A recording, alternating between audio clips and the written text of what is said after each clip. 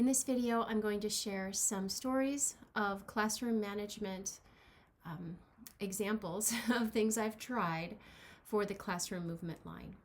So I had a group of children who loved to be social on the line. Every single day, they would, gather together. They would, be right next to each other, and they would just talk. It was like conversation central when we were doing the movement line. Very distracting, or we'd be making a silence and they would be talking. So I spoke to them beforehand. I spoke to them, the next day, and we had a conversation, and I shared, what I was observing, and that, what can we do? Because during line time, I need you guys to be on the line with me. You can show the other children what to do. Line time is so fun. We're singing and dancing and moving and playing instruments, and we're making silence, and so what can we do? And so we made an agreement that they would not be next to each other when they came to the line, and that I could remind them.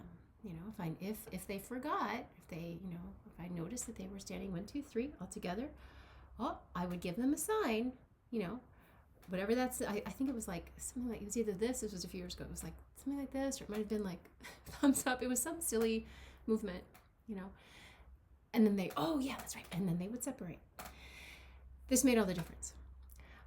We also talked about, when could you have a conversation so that you're not feeling like, I've got to have a conversation during line. So we agreed that they would sit together for lunch, and knowing that they had that time made all the difference.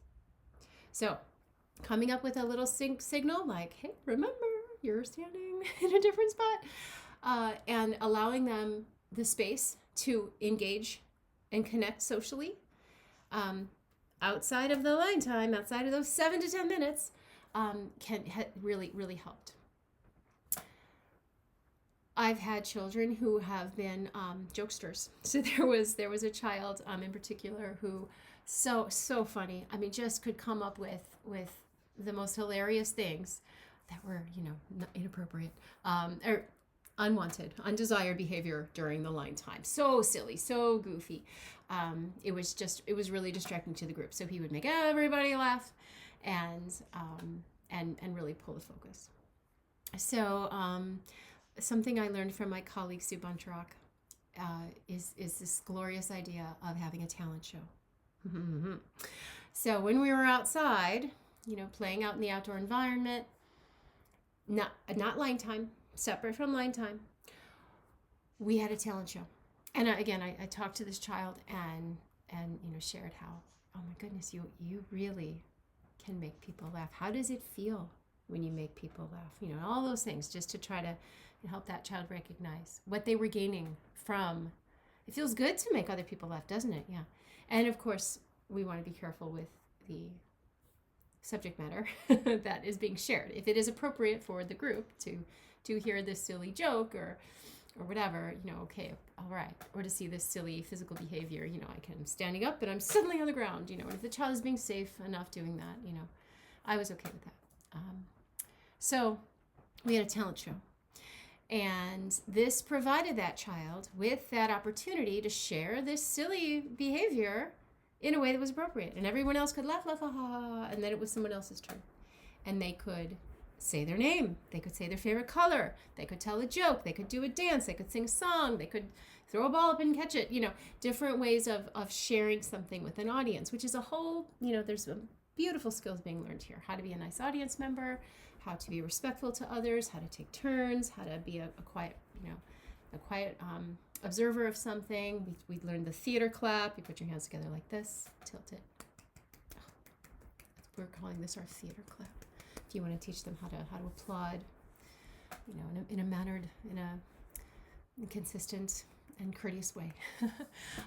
So having a talent show really, really helped for this child who so badly needed that, had that need to be funny. And I also learned later that this was a love language in this child's family, and that, clowning and being silly with their siblings and their family, that was just a joyful element of their home life as well. So that was another layer to it, right? So allow that, and then that child during line time, it just transformed their ability to participate during line, because they were getting that ability to be funny elsewhere. And my third example, had a child who seemed really, really dysregulated during line time. I mean, could not still the body, just was very, very, just so much movement going on, and just really seemed very, very distracted. And the answer was so simple. I invited that child to use the washroom before I rang the bell, before line. And they really, really needed to use the bathroom. And that made all the difference. And this is another tactic I learned early on from a colleague of mine. It's that hierarchy of needs.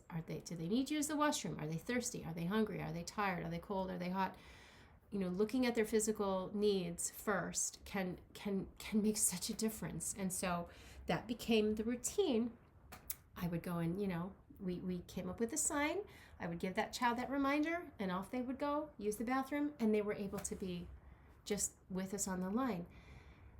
The children aren't always aware of that sensation of, gosh, I really just need to use the bathroom, and my body will feel so much better. And this is effective, for many reasons. Simply asking a child to go and use the bathroom can make all the difference in terms of their ability to focus and concentrate. So hopefully these 3 stories are inspirational to you, and might help you to offer some assistance to a child in your classroom so that they can be participating fully on the movement line. Thank you.